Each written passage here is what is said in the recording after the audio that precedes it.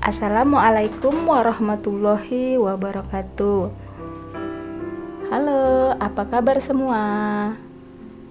Berjumpa lagi dengan Umi Mariati dengan mata pelajaran Bahasa Indonesia. Anak-anak Umi, dengarkan Umi akan menyampaikan materi ya. Kompetensi dasar membaca puisi dengan lafal dan intonasi yang tepat. Materi pembelajarannya membaca puisi. Puisi adalah bentuk karya sastra yang terikat oleh irama, rima, dan penyusunan bait dan baris yang bahasanya terlihat indah dan penuh makna. Puisi mengutamakan bunyi, bentuk, dan juga makna yang disampaikan, yang mana makna sebagai bukti puisi baik jika terdapat makna yang mendalam dengan memadatkan segala unsur bahasa. Ya, anak-anak Umi, puisi itu dapat dibedakan menjadi dua, yaitu puisi lama dan puisi baru. Nah, anak-anak Umi, puisi lama yaitu pantun dan syair. Sedangkan puisi baru tidak terikat pada bait, jumlah baris atau sajak dalam penulisannya.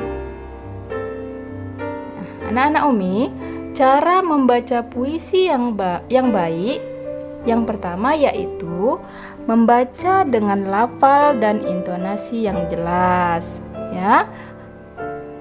Cara yang kedua, memahami isi puisi, ya. Kemudian dibacakan dengan penuh penghayatan. Ya, jadi kita membaca puisi itu harus penuh penghayatan, ya. Agar pesan yang kita sampaikan dapat diterima oleh pendengar, ya, anak-anak Umi. Nah, selanjutnya cara yang ketiga, tampil percaya diri dan yakin bahwa kamu bisa, ya. Jadi kita awalnya kalau mau membaca puisi harus yakin terlebih dahulu. Supaya apa? Kalau kita sudah yakin, maka kita akan mudah membacakan di depan umum, ya, anak-anak Umi. Nah, selanjutnya hal-hal yang perlu ditanggapi pada saat mendengarkan pembacaan puisi adalah sebagai berikut, ya. Yang pertama, lafal. Apa itu lafal, anak-anak Umi? Lafal adalah cara seseorang mengucapkan bunyi bahasa, huruf, kata, dan frasa. Lafal disebut juga pengucapan, ya. Jadi pengucapan dalam membaca puisi harus jelas, ya, anak-anak Umi. Nah, yang kedua, ketepatan penggunaan jeda, ya. Pelajarilah puisi dan pantun, ya. Setelah kalian pelajari, cobalah berlatih mengucapkan lafal, kata, dan kalimat dengan intonasi yang sesuai. Jangan lupa ekspresikan dengan tepat, ya. Nah, yang ketiga, anak-anak Umi, intonasi adalah ketepatan mengucapkan tinggi rendahnya kalimat. Itu ya, intonasi ya. Apakah kalimat demi kalimat dalam puisi sudah bisa dibaca dengan intonasi yang sesuai dengan isi atau jenis kalimat? Nah, misalnya kalimat seru harus dibaca menggunakan intonasi naik. Itu dia ya, anak-anak Umi. Nah, selanjutnya yang keempat, ekspresi wajah. Ya, nah kalau membaca puisi harus gunakan juga ekspresi wajahnya. Misalnya ekspresi wajah yaitu perubahan roman muka pembaca puisi ketika membacakan puisinya. Suatu hal yang tepat jika pembaca puisi bertema kesedihan membawakannya dengan ekspresi wajah gembira. Nah, itu kan tidak tepat. Jadi kalau misalnya puisinya sedih, maka ekspresinya harus sedih.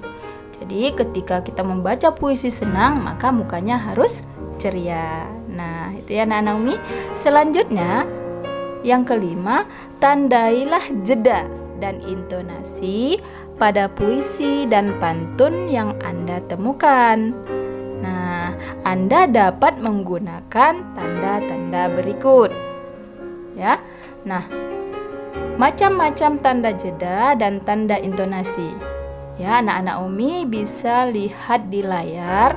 Perhatikan tanda-tanda berikut ini.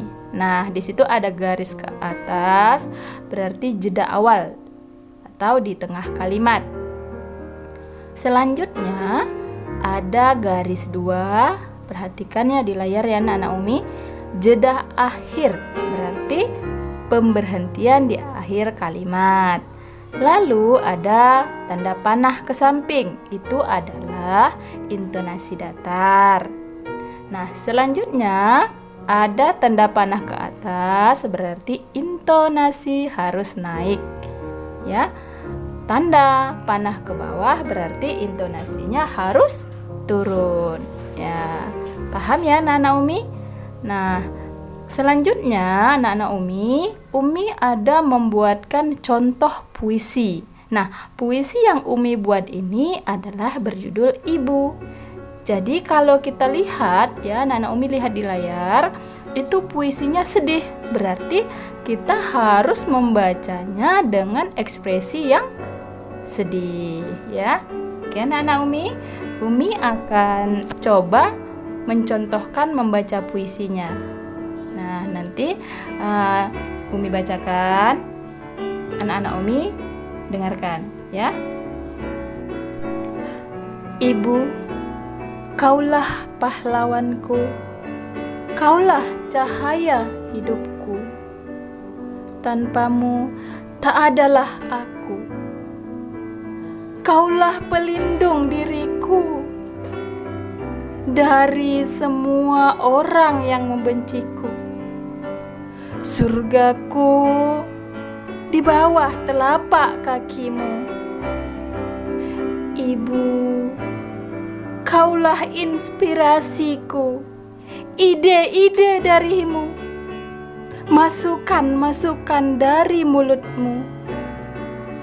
Terima kasih Ibu, jika bukan kau yang menemaniku, lantas siapa lagi selain dirimu? Nah, anak-anak Umi, itu tadi contoh Umi membacakan sebuah puisi. Ya, anak-anak Umi bisa berlatih di rumah membacakannya ya. Nah, seperti biasa anak-anak Umi, setiap materi yang Umi sampaikan, anak-anak Umi tulis di buku catatan. Sebentar lagi kita mid semester, jadi anak-anak Umi soal-soal yang Umi buat nanti bisa kalian kerjakan. Nah, untuk soal latihan seperti biasa Umi sarankan sama anak-anak buatlah sebuah puisi dengan tema pendidikan. Ya, anak-anak Umi buat puisi dengan tema pendidikan, buat secantik mungkin ya. Kalau kertasnya boleh dari kertas origami atau kertas buku yang warna-warni itu. Pokoknya buat secantik mungkin puisinya. Ya, paham ya anak-anak Umi? Oke, anak-anak Umi tetap jaga kesehatan, tetap semangat belajarnya ya. Jangan lupa untuk selalu mencuci tangan. Oke anak-anak Umi, sampai di sini materi kita hari ini. Mudah-mudahan Umi berharap anak-anak Umi paham setiap materi yang Umi sampaikan. Umi sudahi dengan Assalamualaikum warahmatullahi wabarakatuh.